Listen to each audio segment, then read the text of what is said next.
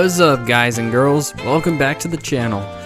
It's Greg here, and if you guys couldn't tell, yeah, I saw the movie on opening day, and now that I've had some time to basically put all my thoughts in order, here is my spoiler-free and honest review of what I think of the Super Mario Bros. Movie.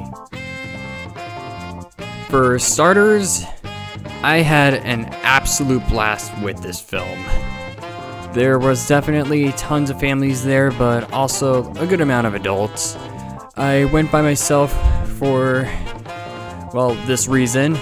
I just want to put an end to the saga that I started with my trailer reaction series, where I reacted to the first two when they aired live, even though those were VODs, and I did the final one with a group of friends in college.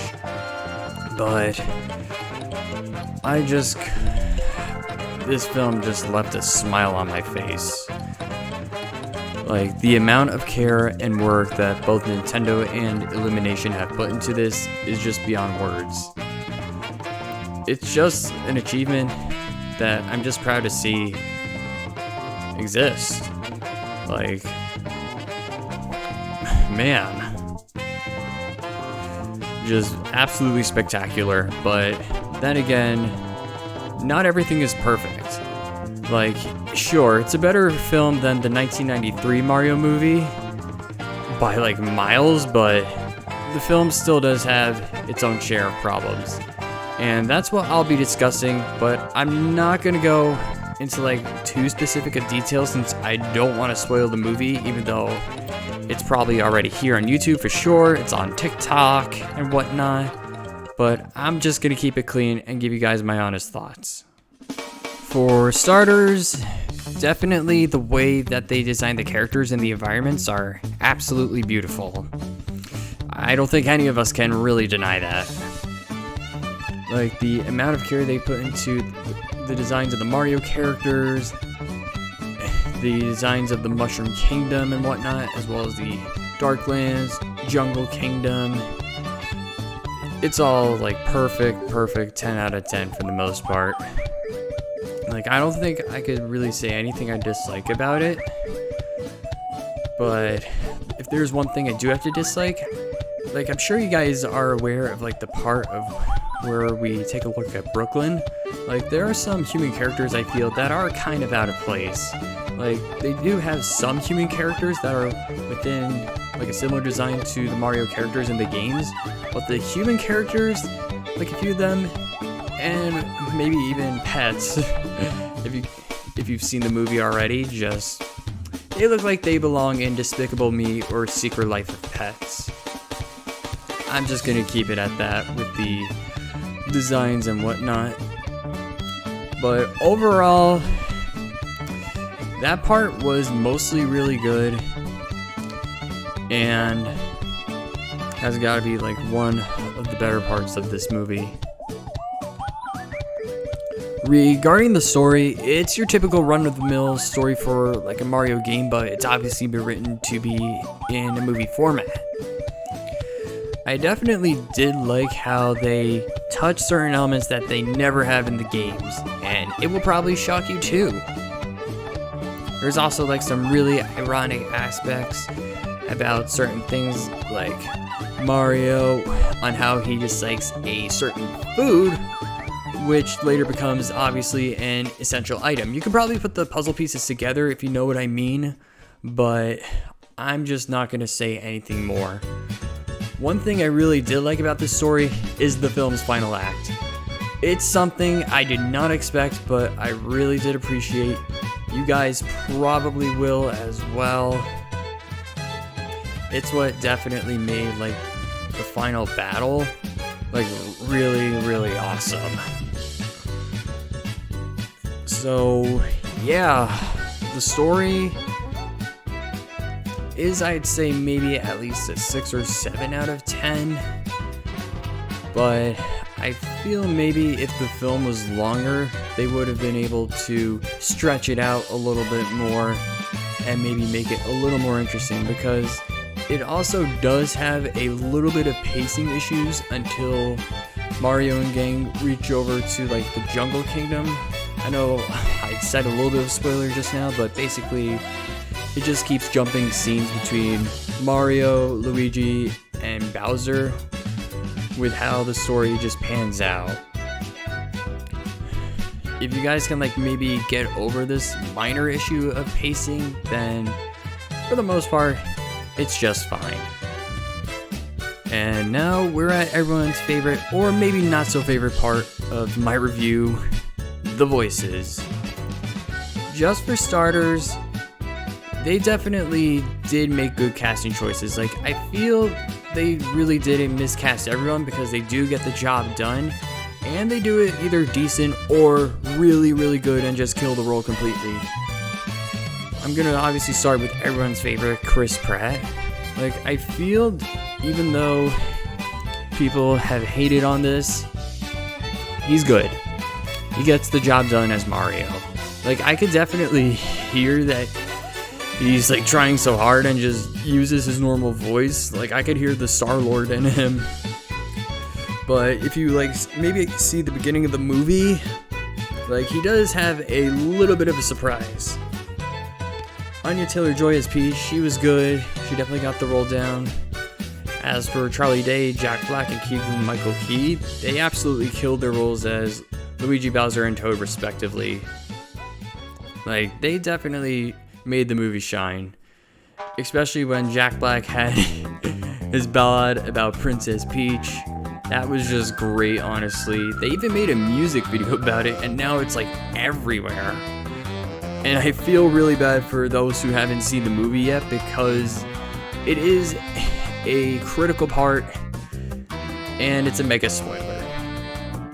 Seth Rogen as Donkey Kong, he does do the laugh, but I feel it might be a tad bit out of place.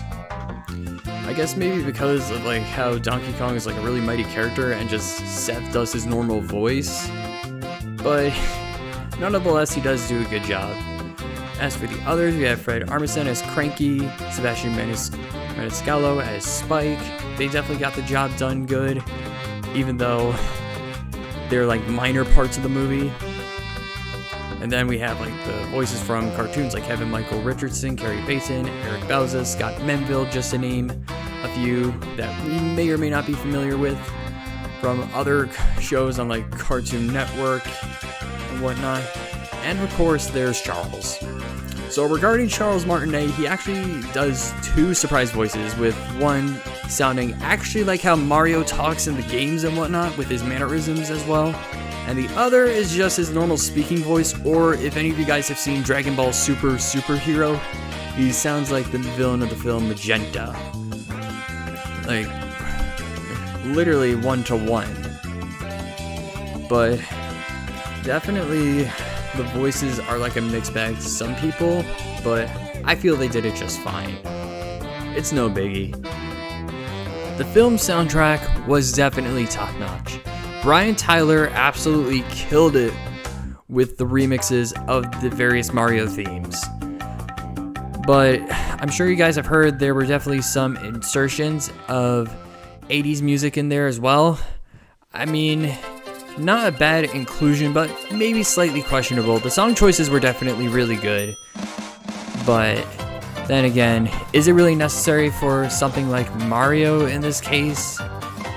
Because I heard from rumors, well, not really rumors, but there was a song for Jungle Kingdom that was a tribute to Donkey Kong Country, and it was replaced in favor of a certain song that you might know if you've seen the movie. Just, it's been used so many times. I was literally singing it in my seat when it came on. It's just too damn iconic. Like, I can't. I remember there were some rumors also of Party Rock Anthem being part of this movie, but thank God we didn't get to that, because that would have been pretty bad. Like, I was already predicting like maybe a dance scene at the end of the film after, you know, the final battle ends, Bowser gets destroyed. Well, spoiler, maybe not so much, because it's Mario and all Mario games end the same, basically, but just that, I think I'm happy that we didn't get to Party Rock Anthem. everything else with the music is fine, but I definitely feel that maybe the 80s music wasn't so appropriate, but definitely the remixes of the certain themes, really, really good. Like, I was sitting in my seat with the theater, and like the first thing that came on was a tribute to the airship theme from Super Mario Bros. 3, and that's how I knew this movie was going to be top-notch, high quality, really, really good. Like, music, if it's like, you know, more than just one thing, it just makes the whole thing better. Like, what the Sonic movie does, I think, is like they reuse like one theme for the most part with like Green Hill Zone, but Mario just does like much more variety with its music, and especially with these remixes, I really like it. Like, the soundtrack is out on Spotify now, and I cannot get enough of it. I don't know if I'll get like the physical edition of it, but if not, I'll just keep listening to it on my phone or my laptop, and I'll just be really happy. Now, regarding the fan service, I did see all the critic reviews, and many of them have felt that it actually overtakes the plot for the movie. I mean, that's not entirely true, but there is a ton of it. Like, from all like little details, I know there have been screen caps released, or even just general images on Twitter. Like, there's this scene where they were like running through a construction site, and it literally looked like World 1-1 from the NES game, and there was Mr. Game & Watch on the sign as well.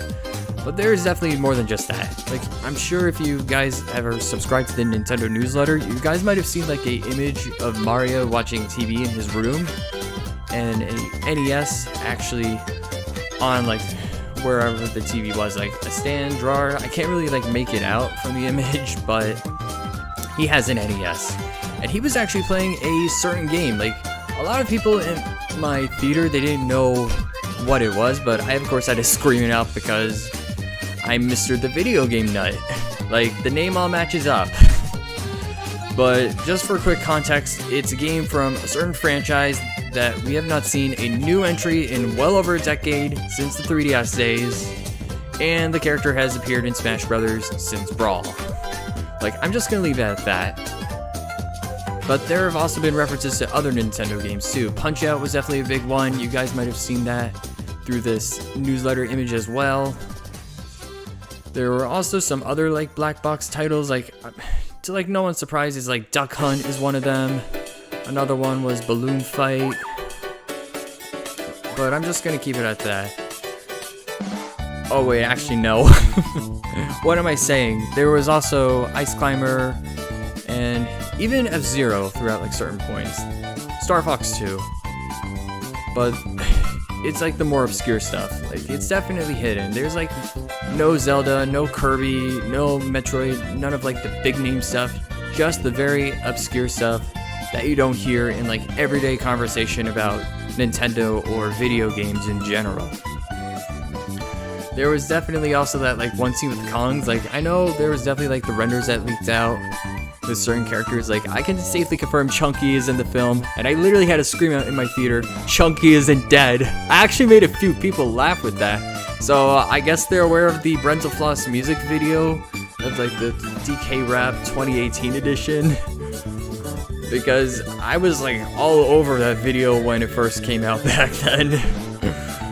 Absolutely goated that they put everyone's favorite Kong in this movie, after having no appearance since 1999.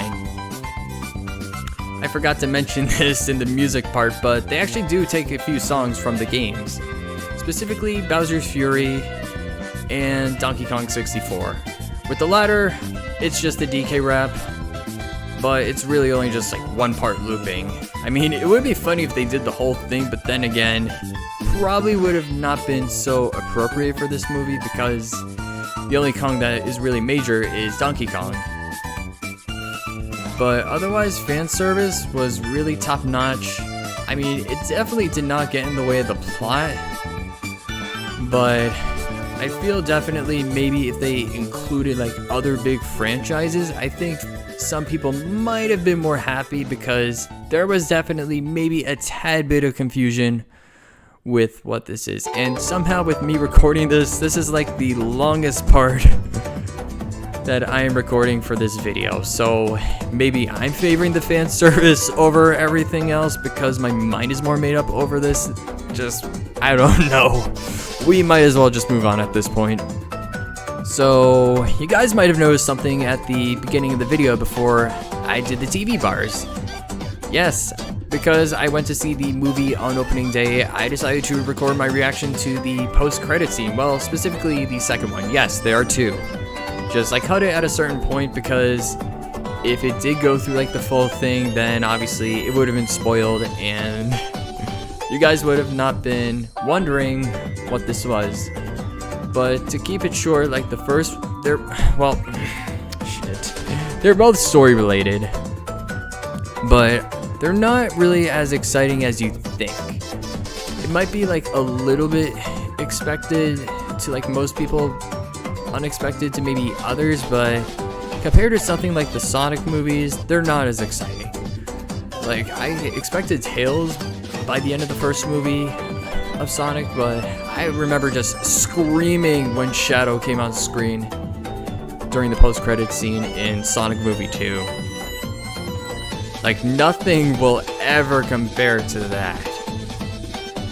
Like sure, this character that they're adding to the Mario Cinematic Universe story is definitely going to be very critical since he only had like one cameo in like the montage scene of them like traveling. I know, another spoiler, minor, I guess, yeah, because it was in the trailer as well, so not really too surprising. Just I have a friend who like is like all over this character and we were just talking about it, and from what I've seen, like even during my showing, most people have left the theater forgetting about this one thing.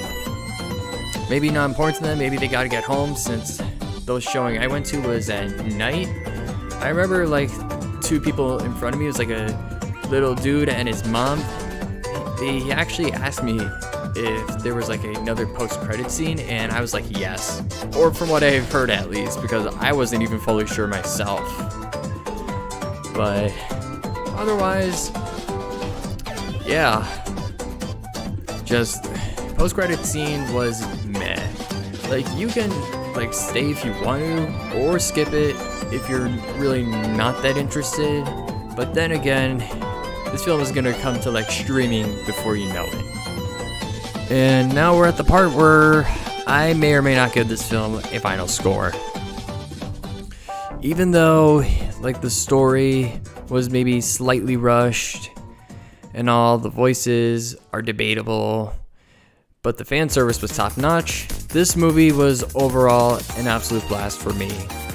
Like, there were definitely people there I've seen who don't own Nintendo consoles, well, maybe the more modern ones, but had maybe something like the Wii in the past, or maybe just like families looking for like a good time.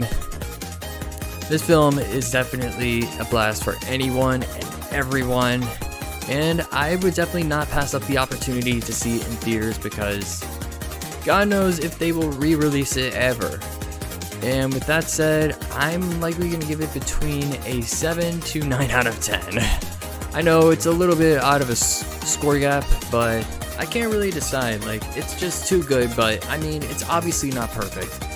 Like, I'm sure they're obviously going to do like a whole cinematic universe, tons of sequels and spin-offs with the Mario characters, but this is only the first film, and there's definitely always room for improvement. Like, even though I'm sure many of you guys despise Rotten Tomatoes with what they have been saying, like, there definitely as many Nintendos as Nintendon'ts. Like, they're just learning this again. Like, they haven't made a movie with anything since like maybe around 30 years ago with the 1993 Mario movie that was like just genuinely awful and got slammed by everyone. But this is definitely a return to form, and I don't discourage them at all. I definitely want Miyamoto and the Illumination team to keep working together. because they are definitely going to bring greatness. Like, this is a new form of entertainment for the Mario franchise that's definitely going to bring both Nintendo and Universal to absolutely new heights. Like, Sonic has brought Paramount to new heights, definitely. Like, he's even in the company's banner now on Twitter. So maybe Mario will be able to jump in with NBC Universal for all we know. But only time will tell if there's like actual improvement. But I'm definitely sure there will be. I'm definitely not discouraged because it's Nintendo and is Mario. And Mario is the face of the company. So definitely gonna like keep watching all the sequels and whatnot, supporting them in any way I can, even though Nintendo is kind of scummy with certain things, as we all know. But yes, between 7 to 9 out of 10 is gonna be my final score. Just even the other scores with like the audience ratings are really high on Rotten Tomatoes. Like, that's what Nintendo and Illumination just really care about. Like, they flipped off the critics as like, fuck you, we don't care, just let's go to our fans because the fan base is really what matters. Like, we won. The critics, in a sense, technically lost, even though they're trying to shit on this, like, this masterpiece. We won. We got what we wanted. That's all I'm gonna say. W for us, L for them. And those are my overall thoughts about the Super Mario Bros. Movie. As honest, of course, and as spoiler-free as possible. Just, this is the start of something new, and I cannot wait to see where the future will take us with this new form of entertainment for the Mario series. But what did you guys think? Did you like the movie? Did you dislike the movie? You guys can keep on talking in the comments below, and I'll see if I can get to you guys. But with that said, thank you, as always, for watching and for supporting me throughout this super long saga of anticipation for the Super Mario Bros. Movie. Even though this saga might have come to an end, there have definitely been a ton of good memories made along the way. And there's definitely more to be made. Like, it's not gonna end here. I don't know if the playlist will like stop being updated with like content, because there's still maybe a little bit more I want to do, but this might be the end just for now. You guys can always keep up with me with my social media in the description below, my Instagram, my Twitter, my Twitch. Be sure to maybe watch my other videos if you are interested. There's more content in the works. I was actually editing something beforehand, but I kind of had to make a halt just for this specifically. And as always, you guys can also follow all the other members of the MeCast, DPX, Anthinator, Pat Luigi, and Sam, and the rest of them. But with that said, until next time, happy gaming, you guys. Take it easy as always, and peace. Later.